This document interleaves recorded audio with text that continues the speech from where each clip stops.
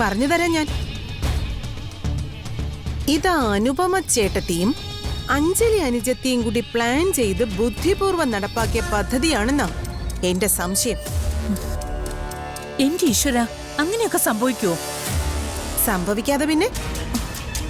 ആദ്യം ഏട്ടത്തി അഭിലാഷിനെ കുടുക്കി ഈ വീട്ടിൽ കയറിക്കൂടി. രണ്ടാമത് അനുജത്തിയെ കൊണ്ട് അർജുനെ വിളച്ച് വശത്താക്കി സൂത്രത്തിൽ അകത്ത് കയറി കൂടിയതാണോന്ന് എങ്ങനെ അറിയാം? മറുപടി ഞാൻ പറഞ്ഞാ മതിയോ?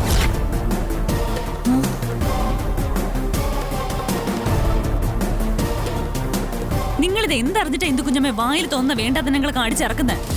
എന്ത് വേണ്ടാതീനം? ഞാൻ പറഞ്ഞത് ഉള്ള കാര്യമല്ലേ. നീ അഭിയെ കുടുക്കി തന്നെയല്ലേ കല്യാണം കഴിച്ചത്. ഇപ്പതാ നിന്റെ അനിയത്തി അഭിയുടെ അനിയൻ അർജുനെയും കുടുക്കി. അതെ, ഇത് ഞങ്ങൾക്കൊക്കെ ഇതിനോടകം ബോധ്യമായ കാര്യങ്ങളാ. എന്ത് കുടിക്കെന്ന്? ആര് കുടിക്കെന്ന്? നിങ്ങളുടെ മോൻ അഭി എന്നെ പ്രേമിച്ച് കല്യാണം കഴിച്ച ഈ വീട്ടിലേക്ക് കൊണ്ടുവന്നത്. അമ്പലത്തിൽ വിളിച്ചു വരുത്തി താലി കെട്ടിയിട്ട്. ഓ, ആ പ്രേമം കൂടിപ്പോയതുകൊണ്ടായിരിക്കും അവൻ ഡിവോഴ്സ് ആവശ്യപ്പെട്ട് നമ്മുടെ മുന്നിൽ വന്ന് നിന്ന് കരഞ്ഞത്. ഓർമ്മയുണ്ടല്ലോ ഈ മുറ്റത്ത് നടന്ന കാര്യങ്ങളൊക്കെ. ആന്റി, ആ നാടകം അയാള് കള്ള് കുടിച്ചു വന്ന്.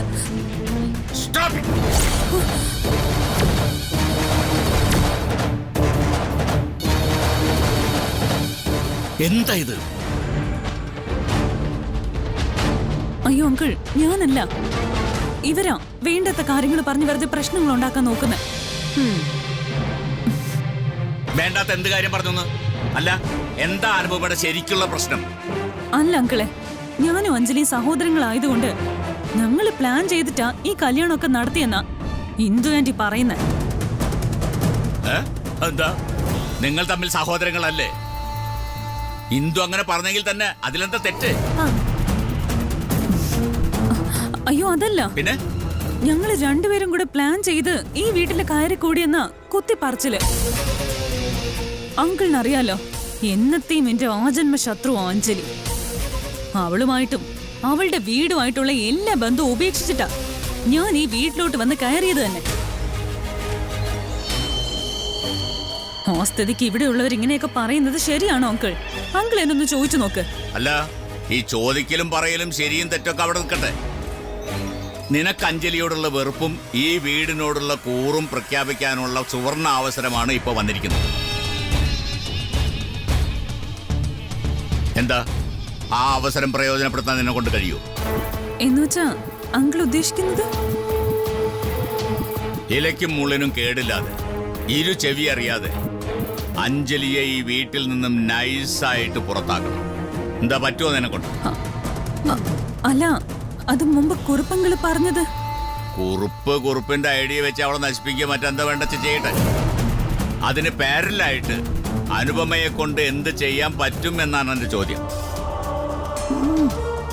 എന്തും പറ്റും. അങ്കിൾ ഇക്കാര്യം ആവശ്യപ്പെട്ട അനുപമ അതിനുള്ള പണി ഉടൻ തുടങ്ങും. അങ്കിൾ ഒരു വാക്ക് പറയണം, അത്രേ ഉള്ളൂ. വാക്കൊക്കെ പറയാം, ഒപ്പം നിന്റെ പ്രവൃത്തിയുടെ റിസൾട്ടാണ് എനിക്ക് വേണ്ടത്. കാര്യം നടക്കണം. കെണി എറിഞ്ഞാൽ കൃത്യം മർമ്മത്ത് തന്നെ കൊള്ളണം. എന്താ, നടക്കൂ? നടക്കും.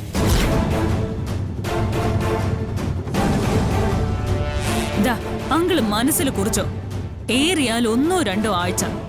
അതിനുള്ളിൽ അഞ്ജലി ഈ ശംഖുചക്രം തറവാട്ടിൽ നിന്നും പുറത്തായിരിക്കും. ശംഖുചക്രത്തിൽ നിന്നും മാത്രമല്ല, അർജുൻ രാഘവന്റെ ജീവിതത്തിൽ നിന്നും. ഇത് ഈ അനുപമയുടെ വാക്കാ, വിശ്വസിക്കാം.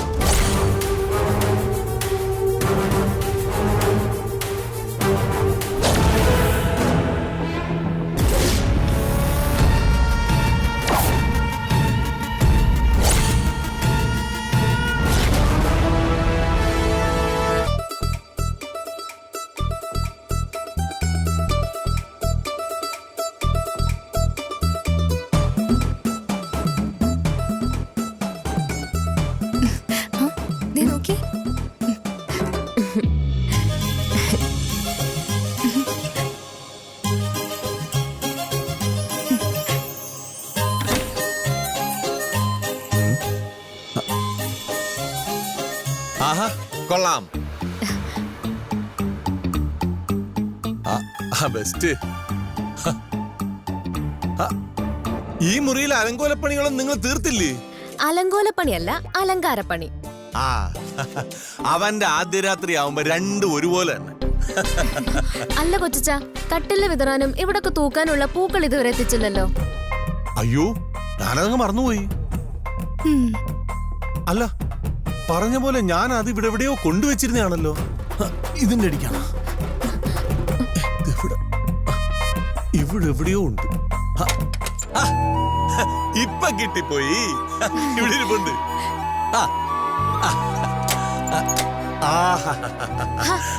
അവിടെ നിന്ന് താളം ചവിട്ടാതെ അതിങ്ങോട്ട് എടുത്തു കൊച്ചച്ച. പിടിച്ചു. നല്ല വൃത്തിയായിട്ട്. ഇപ്പോഴാണ് സംഗതി ഒന്ന് വെടിപ്പായത്.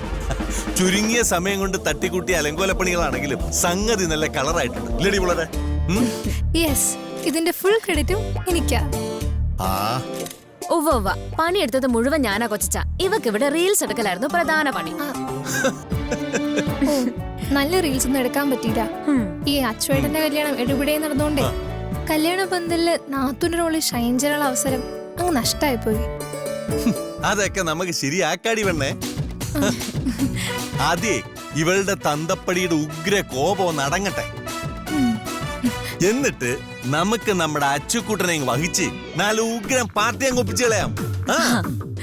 ഞാൻ ഏറ്റു ആ കാര്യം. അങ്ങനെയാണെങ്കിൽ നമുക്കൊരു DJ പാർട്ടി കൂടെ സെറ്റ് ആക്കണം. എന്നാലേ ഒരു ഗുമ്മുള്ളൂ. തന്നെ തന്നെ. അവൻ കേക്കണ്ട.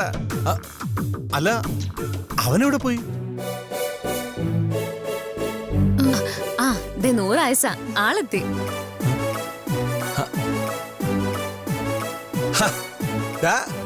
അതിനിടയ്ക്ക് നീ എവിടെ പോയി കിടക്കായിരുന്നടാ?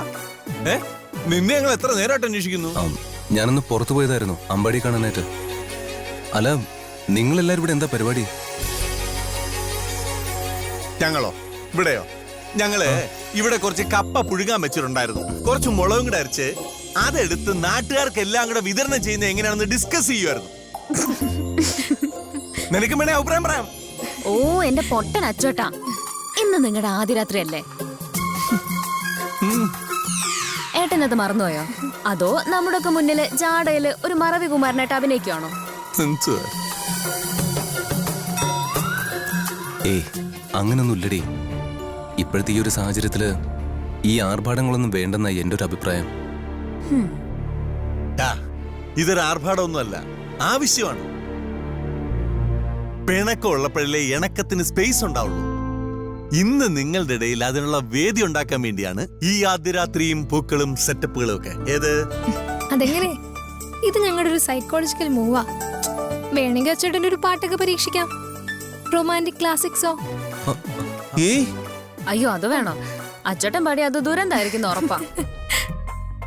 അത് വേണം, അത് വേണം, അത് വേണം. ഈ ഒരു പാട്ടൊന്ന് പിടിപ്പിച്ചു നോക്കിയാലോ? കവിളി മറുകുള്ള അഞ്ജലി പെണ്ണിന് ശംഖുചക്രം തറവാട്ടിൽ കല്യാണം കല്യാണം. കൊച്ചനാള് കൊള്ളാലോ. നിമിഷ നേരം കൊണ്ടല്ലേ ഒരു പാരഡി ഒക്കെ തട്ടിക്കുട്ടിയത്. എന്താടാ, നിനക്ക് നമ്മുടെ പാട്ട് അങ്ങോട്ട് ഇഷ്ടപ്പെട്ടില്ലെന്ന് തോന്നല്ലോ.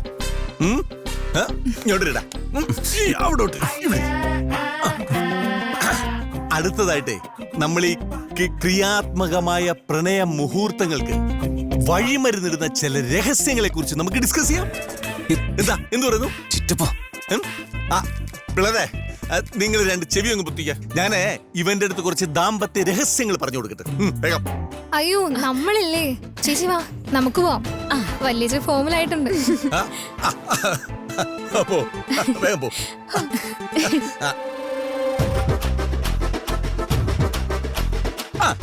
നീ എവിടെ ഇരി. അപ്പൊ നമ്മൾ പറഞ്ഞു വന്നത്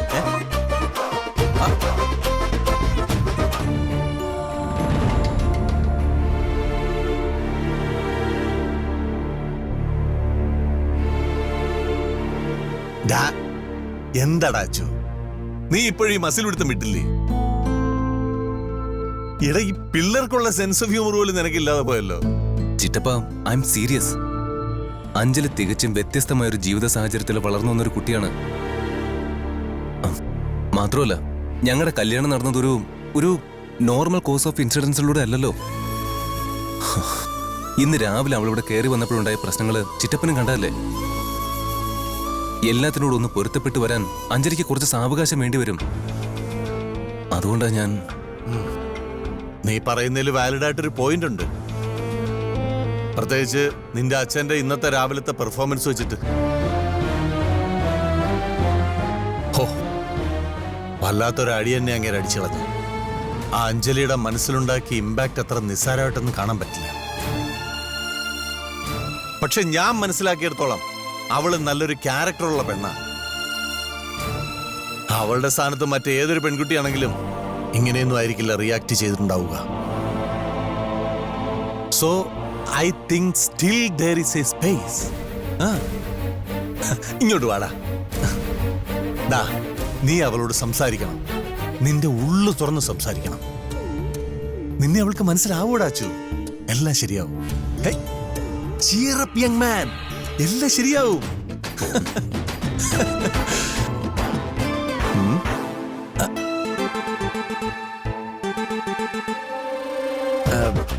പിന്നെ ഫസ്റ്റ് നൈറ്റ് മാത്രമല്ല, പിന്നെയുണ്ട് നൈറ്റുകൾ. ആക്രാന്തൊന്നും കാണിച്ചു കളയരുത്. അവസാനം നമ്മളെ കാര്യങ്ങൾ കൈവിട്ടു പോകും.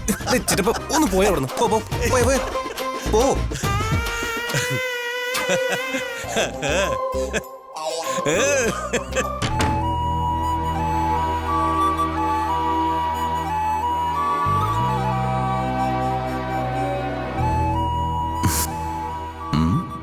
Still there is a space.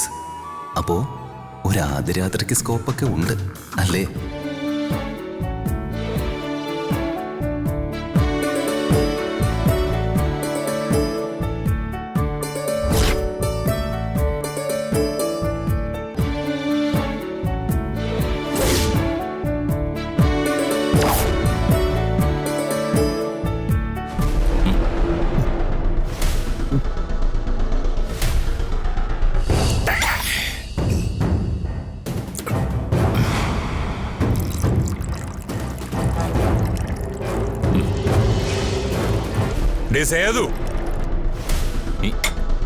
എടി, ഐസ് കൊണ്ടുവരാൻ പറഞ്ഞിട്ട് ഇത് എത്ര നേരമായി? നീ ഇത് എവിടെ പോയി കിടക്കുക? എന്തുവാടി, നിനക്ക് ചെവി കേട്ടൂടെ?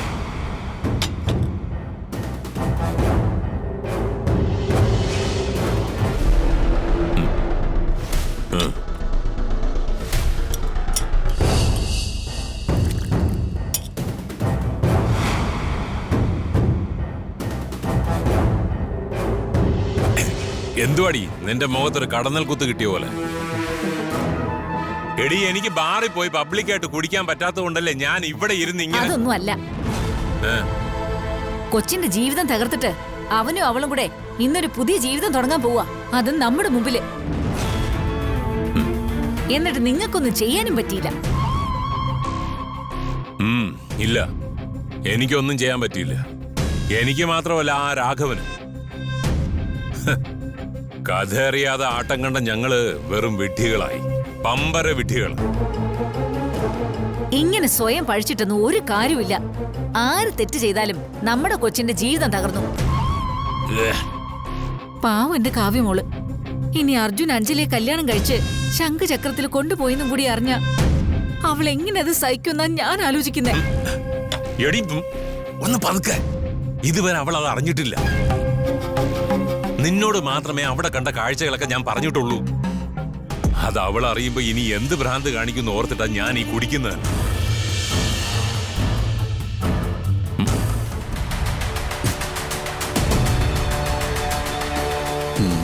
നീ ഇതെങ്ങോട്ടാ ഈ രാത്രിയില്? എനിക്കൊന്ന് പുറത്തോട്ട് പോകണം. ഫ്രണ്ടിന്റെ ഒരു DJ പാർട്ടി ഉണ്ട്. നീയൊക്കെ കൂടെ പാർട്ടി നടത്തിയാ അവൾക്കിപ്പോ ഈ ഗതി ആയത്. ഞാനിത് എന്ത് ചെയ്തു അമ്മീ പറയുന്നേ? ഞാൻ പുറത്തോട്ടൊന്നും പോവാതെ വീട്ടിലിരുന്ന് അച്ഛനെ പോലെ നാട്ടുകാരെയും പ്രാഗി വെള്ളം ഒടിച്ച് വിട്ടിരിക്കണമെന്നാണോ അമ്മ ഉദ്ദേശിക്കുന്നേ? ഓ, അതിന് നിനക്ക് ഇതൊന്നും അല്ലല്ലോ ശീലം. നീ രാസവളത്തിന്റെ ആളല്ലേ?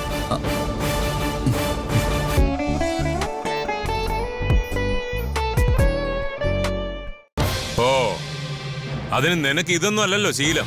നീ രാസവളത്തിന്റെ ആളല്ലേ. എല്ലാം ഇഞ്ചക്ഷനായിട്ടും പൊടിയായിട്ടും വലിച്ചങ്ങ് കയറ്റും. എന്നിട്ട് തന്തയ്ക്കും തള്ളയ്ക്കും പണിയുണ്ടാക്കി വെക്കുകയും ചെയ്യും. അന്ന് ആ പെണ്ണിനെ പിടിച്ച് സ്വിമ്മിംഗ് പൂളിൽ തള്ളിയ പോലെ. ഓ, ഇനിയിപ്പോ രണ്ടാളും കൂടി എന്റെ നെഞ്ചത്തോട്ട് കയറിയ പണി എളുപ്പമായല്ലോ. ഞാൻ ഒരു കാര്യം ചോദിക്കട്ടെ, ഞാൻ പാർട്ടി കൂടി നടന്നുകൊണ്ടാണോ ആ അർജുൻ അച്ഛൻ തീരുമാനിച്ച കല്യാണത്തിൽ നിന്ന് ഒളിച്ചോടിയത്? ഞാൻ തല്ലുണ്ടാക്കിയിട്ടാണോ അവൻ കാവ്യ വേണ്ടെന്ന് വെച്ചിട്ട് അഞ്ജലിയുടെ പിന്നാലെ പോയത്? അല്ല, ഇതിലേതാ ഞാൻ ചെയ്ത കുറ്റം? ആദ്യം അത് പറ. എന്നിട്ട് നിങ്ങൾക്കൊക്കെ ഓരോ പ്രശ്നങ്ങൾ വരുമ്പോ അതിന്റെ ഉത്തരവാദിത്തം എന്റെ തലയിൽ കെട്ടിവെച്ചിട്ട് നിങ്ങളൊക്കെ കൈയൊഴിയും. വേണ്ട, അച്ഛൻ നല്ല ഫിറ്റാ.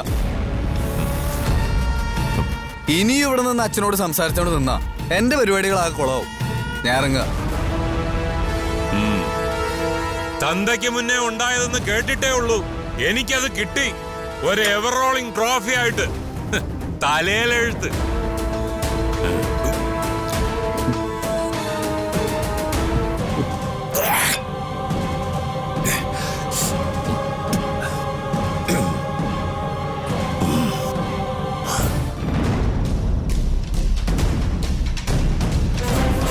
ഈശ്വര, 1-2 ദിവസം കൂടെ കഴിയുമ്പോ ആവി ഇങ്ങെത്തും. അന്നേരം അഞ്ജലി എവിടെ കണ്ട ആലോചിച്ചിട്ട് ഒരു സമാധാനവും കിട്ടുന്നില്ലല്ലോ. ഒരൊറ്റ കൈ പ്രയോഗം എന്ന നിലയ്ക്കാം എന്റെ അബിയുടെയും ജീവിതം തകരുമെന്ന് ഞാൻ അവളോട് പറഞ്ഞത്. എന്നിട്ടും അത് ഏൽക്കുമെന്ന കാര്യത്തിൽ ഒരു ഉറപ്പുമില്ല. മനുഷ്യനെവിടെ തീച്ചൂടിൽ ചവിട്ടി നിൽക്കുമ്പോ അവിടെ ഒരുത്തന് ആദ്യ രാത്രി ആഘോഷിക്കാൻ അകത്ത് കയറിയിട്ടുണ്ട്. ഇത് തടയാൻ ഞാനിപ്പോ എന്ത് ചെയ്യും?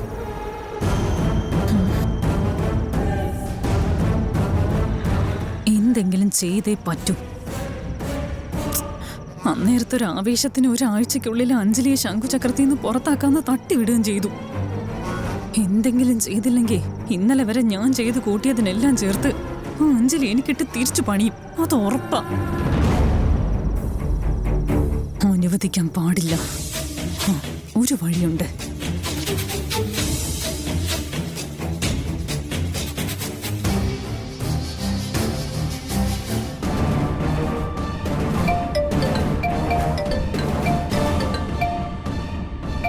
ഓ, ഇവളായിരുന്നു. ഹലോ. ഹലോ. ആ കാവ്യ, എന്തുണ്ട് വിശേഷം? ഓ, ഇവിടെ എന്ത് വിശേഷം? വിശേഷം മുഴുവനും നിങ്ങളുടെ വീട്ടിലല്ലേ. അവിടെയല്ലേ കഥയിലെ നായകനുള്ളത്.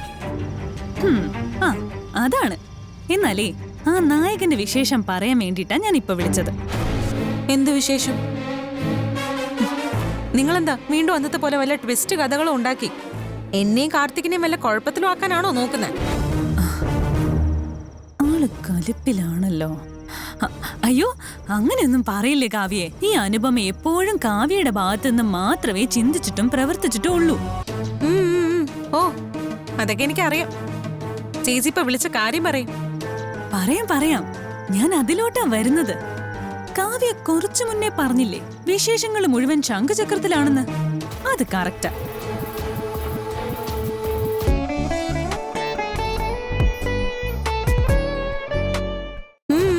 ഓ, അതൊക്കെ എനിക്കറിയാം. ചേച്ചി ഇപ്പൊ വിളിച്ച കാര്യം പറയും. പറയാം. ഞാൻ അതിലോട്ടാ വരുന്നത്. കാവ്യ കുറച്ചു മുന്നേ പറഞ്ഞില്ലേ വിശേഷങ്ങൾ മുഴുവൻ ശംഖുചക്രത്തിലാണെന്ന്? അത് കറക്റ്റാ. പക്ഷേ ഇവിടെ ഇത്രയൊക്കെ വിശേഷങ്ങൾ നടക്കുമ്പോഴും കാവ്യക്ക് എന്താ ഒരു കൂസലുമില്ലാത്തെന്നാ ഞാൻ ചിന്തിക്കുന്നത്. എനിക്ക് കൂസലില്ലെന്നോ? മനസ്സിലായില്ല. അല്ല, അവിടെ അതിന് മാത്രം എന്ത് വിശേഷമായി നടക്കുന്നത്? ചേച്ചി അതൊന്ന് പറയോ? അയ്യോ, അപ്പോ കുറുപ്പങ്ങള് കാവ്യയോട് കാര്യമൊന്നും പറഞ്ഞില്ലായിരുന്നോ? എന്ത് കാര്യം? നിങ്ങൾ വെറുതെ ടെൻഷൻ എടുപ്പിക്കാതെ കാര്യം ഒന്ന് പറയാനു ചേച്ചി. കാര്യം ഒരു അല്പം ട്രാജഡിയാ. കാവ്യ കാത്തു വെച്ചിരുന്ന കസ്തൂരി മാമ്പഴം കാക്ക കുത്തിക്കൊണ്ടുപോയി, അത്ര തന്നെ. എന്ന് വെച്ചാ അർജുനെ അഡ്വക്കേറ്റ് അഞ്ജലി സ്വന്തമാക്കിയെന്ന്. What?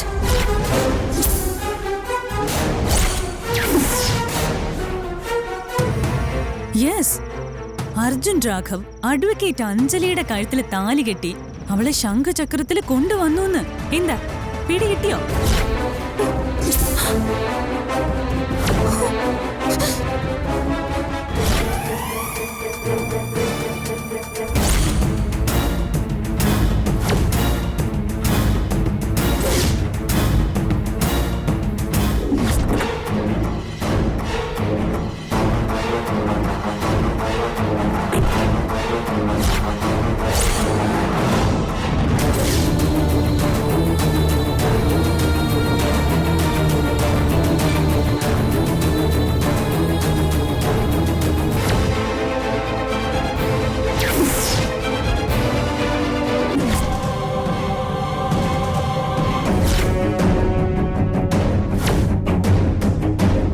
ഇതൊരു വിവാഹം കഴിഞ്ഞുള്ള വരവാണ്. ആരതി ഒഴിഞ്ഞു വേണം വധുവരന്മാരെ അകത്തേക്ക് പ്രവേശിപ്പിക്കാൻ.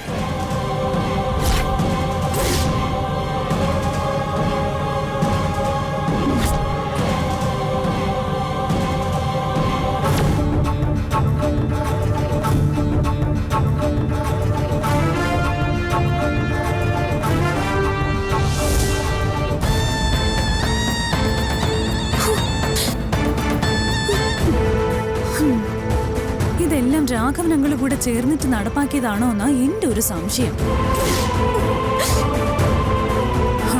ഇപ്പതേ അർജുൻ അവന്റെ പെണ്ണും പിള്ളയുടെ കൂടെ ആദ്യ രാത്രി ആഘോഷിക്കാനുള്ള ഒരുക്കത്തില. Arjun plus advocate Anjali first night.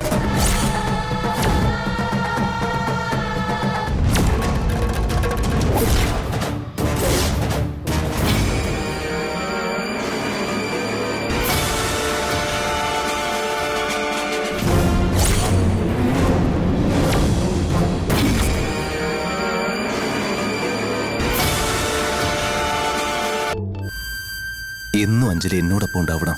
എന്നും, എപ്പോഴും, ഏത് സാഹചര്യത്തിലും.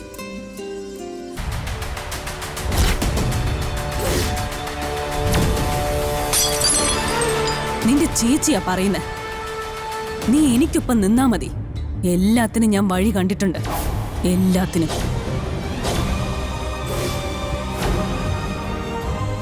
അഡ്വക്കേറ്റ് അഞ്ജലി ഇല്ലാതാവണം.